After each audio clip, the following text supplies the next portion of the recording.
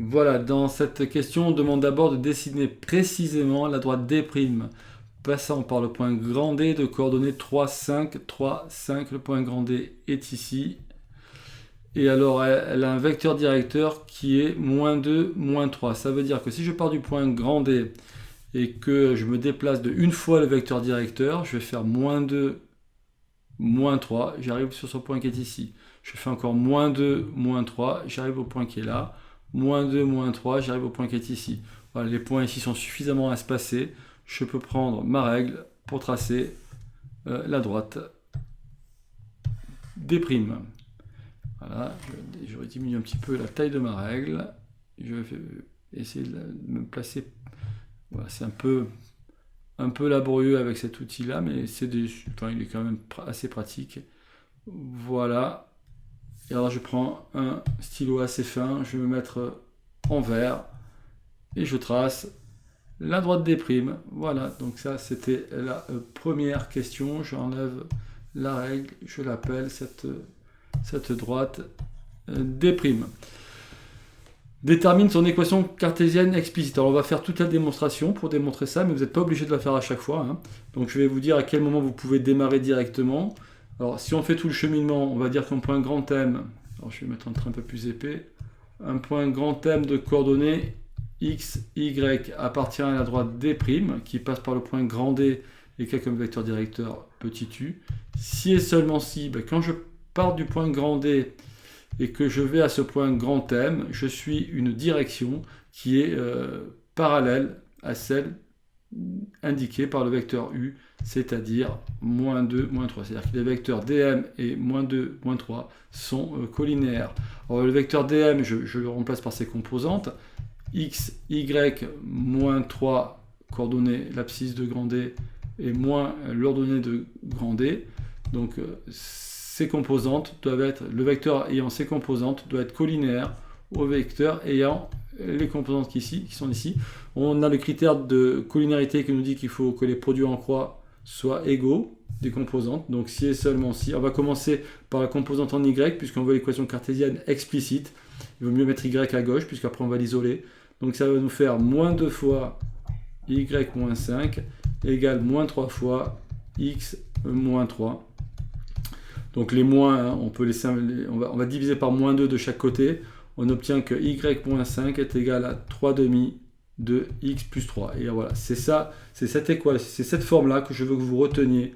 Hein, vous pouvez directement partir de cette équation-là, sans donner les détails.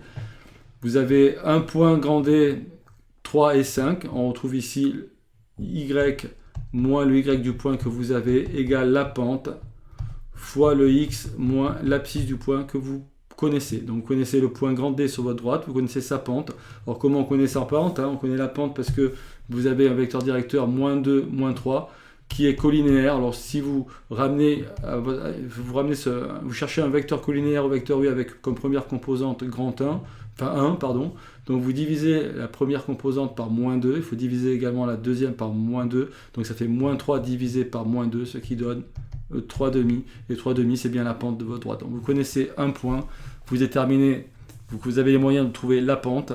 Une fois que vous avez un point et la pente, vous écrivez directement l'équation cartésienne de votre droite.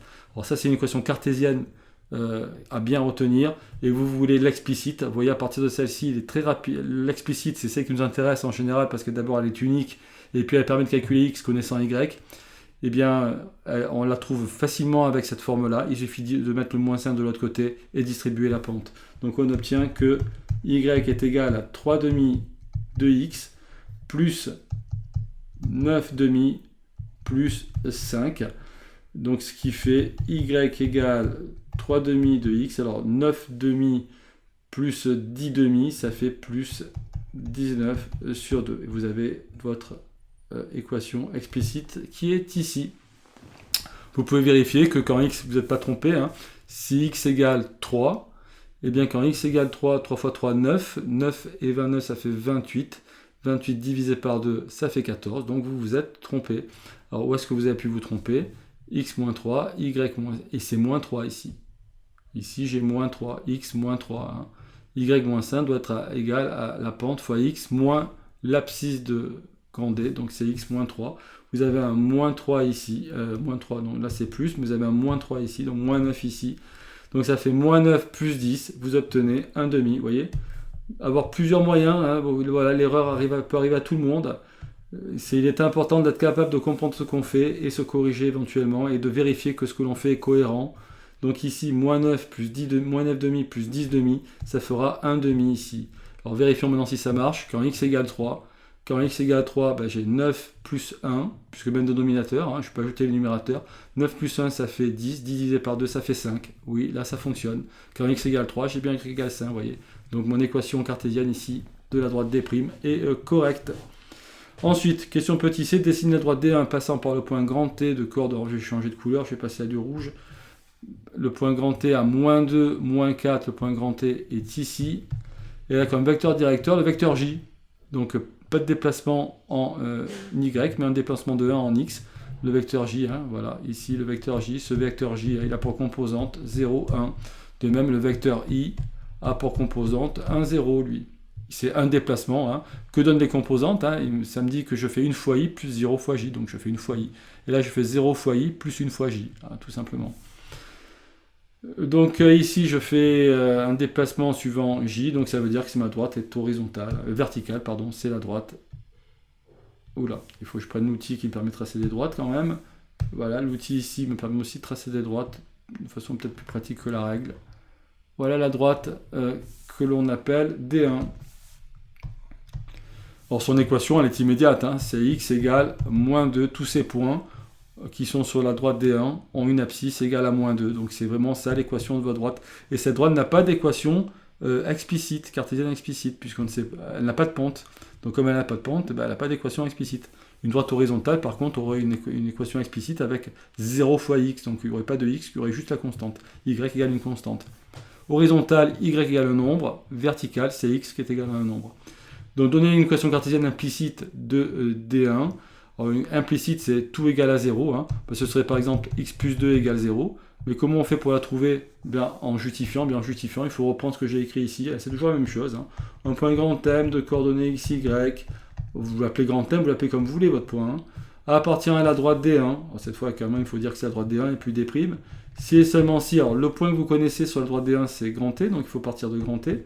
Vous avez le grand T jusqu'à grand M. Et vous devez être collinaire, le vecteur Tm doit être collinaire au vecteur 0,1. Le vecteur directeur, ici, c'est 0,1. Et alors, après, vous calculez les composantes du vecteur Tm, ben, c'est x, y, moins les coordonnées de grand T, donc plus 2, plus 4. Et ça va être collinaire à 0,1. Et vous faites le produit en croix.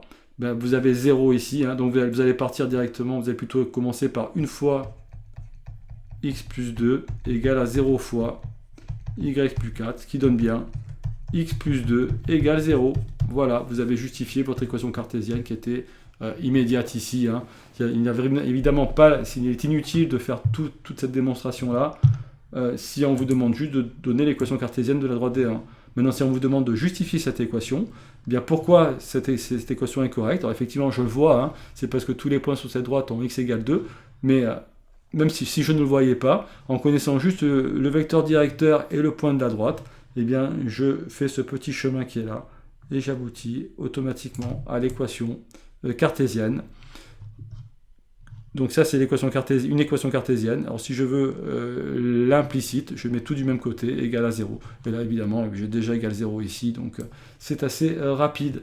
Eh bien, je vous remercie de votre attention, et ainsi s'achève cette série de 3 petites vidéos correspondantes à cette interrogation-là.